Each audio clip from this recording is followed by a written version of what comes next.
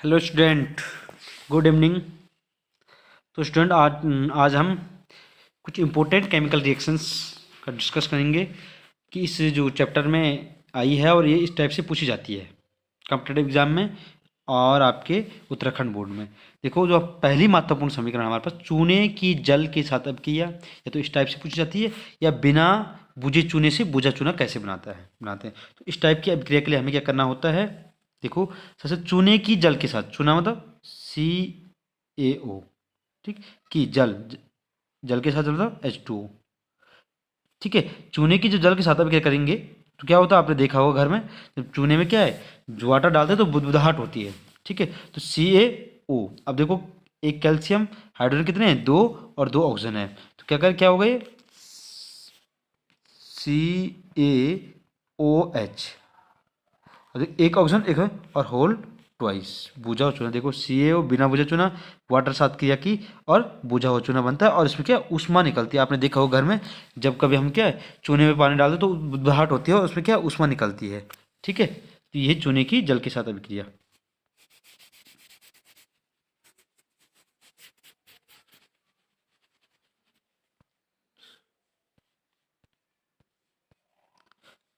Next reaction है कि चूने के पानी में कार्बन डाइऑक्साइड गैस प्रवाहित करने पर। अब चूना का पानी क्या होता है, बुझा हुआ चूना। ठीक है, बुझा हुआ चूना मतलब बुझे हुए चूने के साथ क्या है उसका बुझा हुआ कैल्शियम हाइड्रोक्साइड में चूने के पानी में कार्बन डाइऑक्साइड, चूने का पानी मतलब बुझा हुआ चूना, और में कार्बन डाइऑक्साइड CO2 गैस प्रवाहित करने पर। तो इसमें क्या होता है, CO3। अब देखो, CO2 और एक ऑक्सीजन यहाँ से निकला, CO3 प्लस H2O, क्या है, कैल्शियम कार्बोनेट बनता है और हमारा वाटर निकल जाता है। कैसे, देखो यहाँ CaOH का होल ट्वाइज, CO2 गैस प्रवाहित की और CO3 कैल्शियम कार्बोनेट बना और वाटर निकला। अब इसमें क्या होता है, Ca और CO2 तो एक था, एक O जो OH दो थे, एक OH और दो OH के होल ट्वाइज था। इसमें से एक O जो है हमारा CO3 के साथ चले गया। अब क्या है, H2O बचता है यहाँ पे, एक H और ये आपस में जुड़ जाते हैं और हाइड्रोजल बनाते हैं।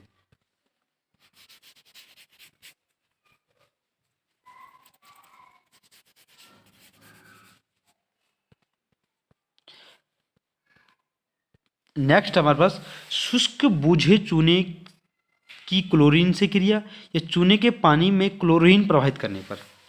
चूना का पानी वही है जो हमने अभी पढ़ा, बुझा हुआ चूना, बुझा चूना, कैल्शियम हाइड्रोक्साइड, ठीक, की क्रिया क्लोरीन, क्लोरीन गैस से प्रवाहित किया, क्लोरीन प्रवाहित करने पर। देखो, शुष्क बूझे चूने में क्लोरीन प्रवाहित करने पर या चूने के पानी में क्लोरीन प्रवाहित करने पर क्या होता है,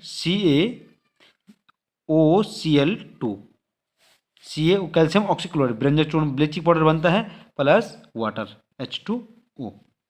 ठीक है, अब CaOCl2, Ca और Cl2 थे आपस में। यहाँ जो OH, दो OH थे, एक दो OH थे, OH का वोल्ट, इसमें से एक O जो हमारे सेंटर में आ गया, और दो H2O है ये हमारा अलग निकल गया। ठीक है, तो Ca यहाँ से आया, Cl2 ये जुड़ा, और O जो हमारे बीच में आ गया वो H2O निकल गया। ठीक है, तो क्या होता है कि जब चूने के पानी में क्लोरीन गैस प्रवाहित की जाती है तो क्या है, बूझा, सॉरी, ब्लीचिंग पाउडर प्राप्त होता है। जहाँ पे आ गया, ये चूना का पानी बूझा चूना है, इसमें क्लोरीन गैस प्रवाहित की, CaOCl2 कैल्शियम ऑक्सीक्लोराइड, क्या हमारा ब्रेंजक चूर्ण ब्लीचिंग पाउडर और वाटर अलग हो जाता है।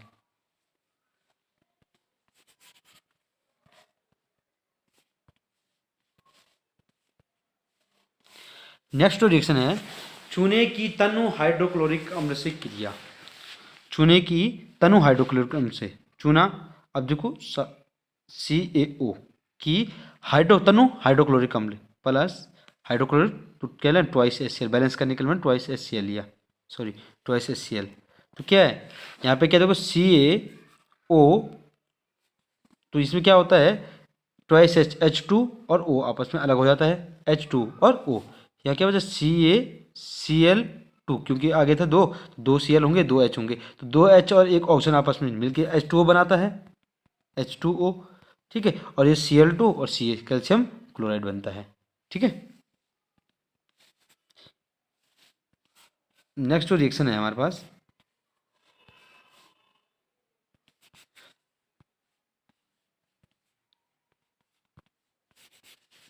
कि ब्लीचिंग पाउडर में कार्बन डाइऑक्साइड गैस प्रवाहित करने पर या ब्रंजक चूर्ण को खुली हवा में छोड़ देने पर। देखो, ब्रंजक चूर्ण को अगर खुली हवा में छोड़ेंगे तो क्या होगा, या ब्लीचिंग पाउडर में कार्बन डाइऑक्साइड गैस प्रवाहित करते हैं। तो ब्लीचिंग पाउडर का सूत्र क्या है, CaOCl2, कैल्शियम ऑक्सीक्लोराइड। अगर इसे खुली हवा में छोड़ेंगे तो ये वायु और कार्बन डाइऑक्साइड गैस से क्रिया करेंगी। तो क्या है, CO2 कार्बन डाइऑक्साइड से क्रिया करती है, ठीक है। या ब्लीचिंग पाउडर में कार्बन डाइऑक्साइड गैस प्रवाहित करने पर, या ऐसा, या इक्वेशन दो टाइप से आ सकता है कि ब्लीचिंग पाउडर में कार्बन डाइऑक्साइड गैस प्रवाहित करने की संतुलित आसान समीकरण दीजिए, या तो ऐसा आएगा, या क्या होता है जब ब्रिंजल चूर्ण को खुली हवा में छोड़ दिया जाता है तो हमें इसकी केमिकल रिएक्शन देनी है। तो ये ब्लीचिंग पाउडर हो गया, या हमारे पास कार्बन डाइऑक्साइड गैस हो गया। तो क्या CaCO3 कैल्शियम कार्बोनेट बनता है, CaCO2 ये और एक वो ये CO3 बना, प्लस हमारे पास क्या बचा, Cl2 क्लोरीन गैस निकलती है। आपने देखा होगा जब हम ब्लीचिंग पाउडर को कभी खुली हवा में छोड़ते हैं तो उसमें एक स्मेल आती है, तो क्या होता है, तुरंत कार्बन डाइऑक्साइड से क्रिया करता है और जो स्मेल आती है CO2 गैस लगातार निष्कासित करते हैं, जिसकी स्मेल हमें आती है।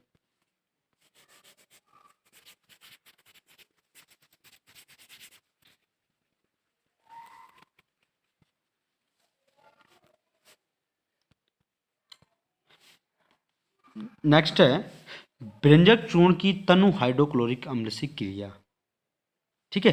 ब्रेंजक चूर्ण की तनु हाइड्रोक्लोरिक एसिड से क्रिया।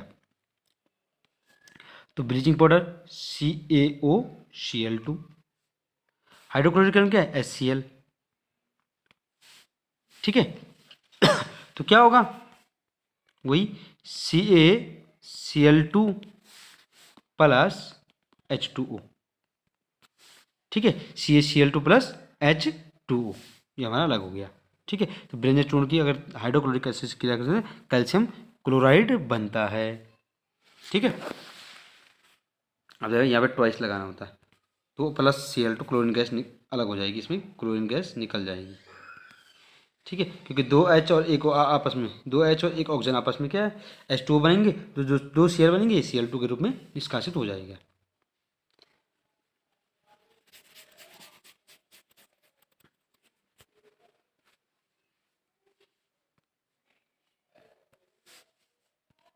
नेक्स्ट जो रिएक्शन है हमारे पास, जिप्सम को 100 डिग्री सेल्सियस पर गर्म करते हैं या जिप्सम को 373 डिग्री केल्विन पे गर्म किया जाता है। बहुत इंपॉर्टेंट रिएक्शन है। जिप्सम क्या है, CaSO4 ट्वाइस H2O। अगर इसको 373 डिग्री केल्विन पे गर्म किया जाता है तो क्या होता है, इससे CaSO4 हाफ H2 क्या है, जिप्सम प्राप्त, पीओपी प्लास्टर ऑफ पेरिस प्राप्त होता है, प्लस आप कितने, 1/2 H2O निष्कासित हो जाता है, ठीक है। तो ये क्या हमें पीओपी प्राप्त होता है। जिप्सम को 373 डिग्री केल्विन या 100 डिग्री सेल्सियस पे गर्म करते हैं तो हमें प्लास्टर ऑफ पेरिस प्राप्त होता है।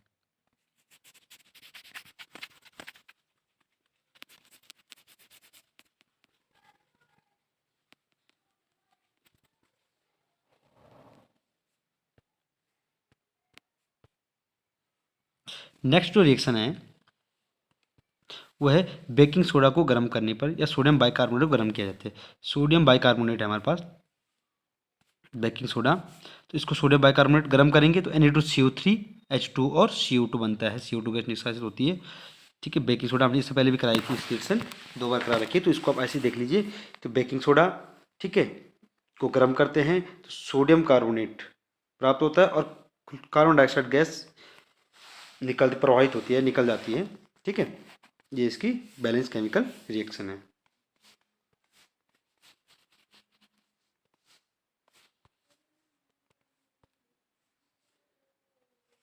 नेक्स्ट क्वेश्चन जो हमारे पास है कि दानेदार जिंक को सोडियम हाइड्रोक्साइड के विलयन में गर्म किया जाता है। बहुत बार इंपॉर्टेंट क्वेश्चन है। दानेदार जिंक को, जिंक की क्रिया सोडियम हाइड्रोक्साइड NaOH बहुत इंपॉर्टेंट क्वेश्चन है। इसकी क्रिया कराई जाती है तो क्या बनता है, Na2ZnO2। सोडियम जिंकेट बनता है Na2Zn और O2 प्लस हाइड्रोजन गैस निष्कासित होती है। ठीक है, ये सोडियम जिंकेट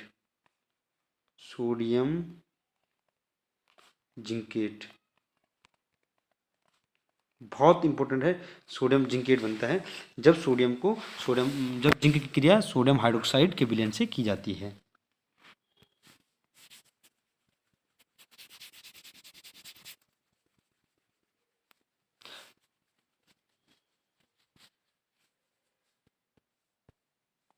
अब देखो इसके बाद जो हमारे पास नेक्स्ट है एनसीईआरटी की प्रॉब्लम्स, इनको सॉल्व करेंगे एनसीईआरटी प्रॉब्लम्स।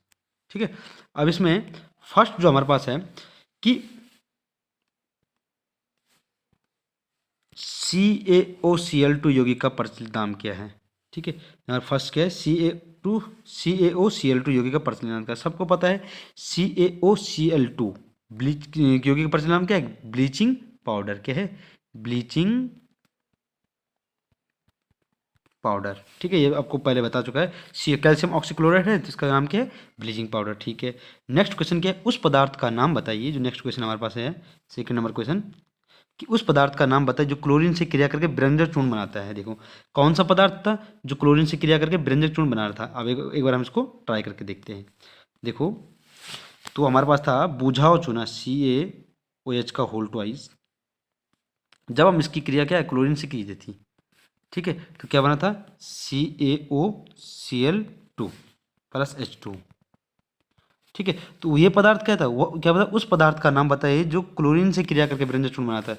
ये पदार्थ क्या है, बुझाओ चूर्ण या कैल्शियम हाइड्रोक्साइड। ठीक है, तो इस पदार्थ का नाम क्या है, कैल्शियम हाइड्रोक्साइड, जो क्लोरीन से क्रिया करके ब्रंजक चूर्ण बनाता है। ये देखो हमने इस पर रिएक्शन भी देख ली कि किस पदार्थ ने क्लोरीन से क्रिया करके ब्रंजक चूर्ण बनाया था।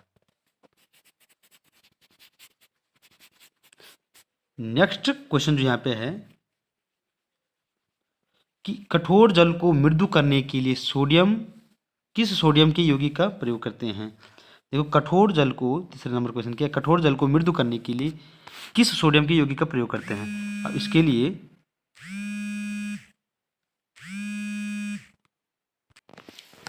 तो सॉरी थोड़ा डिस्टर्ब हो गया था। अभी हमारे कठोर जल को, तीसरा क्वेश्चन जो हमारा चल रहा था कि कठोर जल को मृदु करने के लिए सोडियम के किस यौगिक का प्रयोग करते हैं। तो कठोर जल को मृदु करने के लिए sodium bicarbonate NaHCO3 sodium bicarbonate baking soda का प्रयोग करते हैं। ये भी सोडियम का यौगिक है और इसका ही उपयोग कठोर जल को मृदु करने के लिए किया जाता है।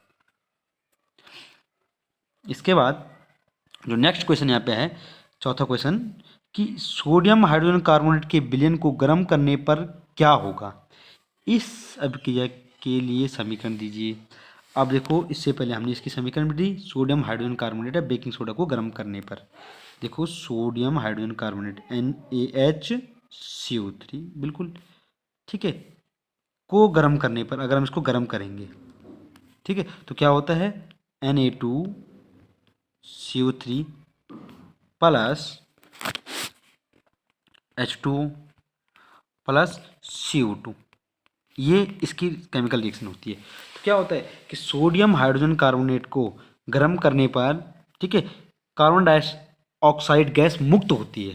जो इसका आंसर होगा, सोडियम हाइड्रोजन कार्बोनेट को गर्म करने पर क्या है, CO2 गैस मुक्त होती है। इसकी रासायनिक अभिक्रिया ये है। तो आप इसको राइट डाउन कीजिए, उसके बाद हम नेक्स्ट क्वेश्चन पे चलते हैं। नेक्स्ट क्वेश्चन है प्लास्टर ऑफ पेरिस की जल के साथ अभिक्रिया।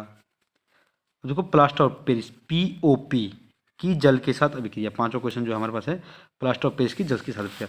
अब प्लास्टर ऑफ पेरिस पहले हमें POP के सूत्र में पता होना चाहिए, CaSO4 हाफ H2। ठीक है, अगर इसकी वाटर के साथ करते हैं तो कितने लेते हैं, 1/2 H2 लेते हैं वाटर का। ठीक है, तो क्रिया करते हैं तो देखो CaSO4 हाफ H2 ये है, 1/2 H2 है, तो 1.5 और आधा क्या हो गए, 2 हो जाएगा। तो CaSO4 ट्वाइस H2O। ठीक है, तो अगर प्लास्टर ऑफ पेरिस की जल के साथ क्रिया कराई जाती है तो क्या ये प्राप्त होता है, जिसे कहते हैं जिप्सम कहते हैं। क्या कहते हैं?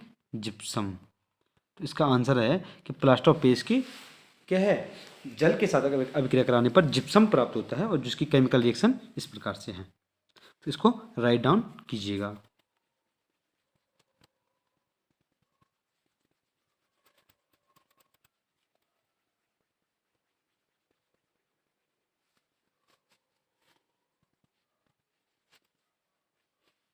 इस प्रकार से आज के लिए काफ़ी है। अब नेक्स्ट जो अनदर एनसीईआरटी प्रॉब्लम है, इसके हम एक अलग लेक्चर बनाएंगे जिसमें कंप्लीट इस चैप्टर के एनसीईआरटी प्रॉब्लम कंप्लीट करेंगे। Thank you so much. सभी लोग देखिए और इन प्रॉब्लम्स को खुद से भी करने की कोशिश कीजिए। ठीक है, थैंक यू।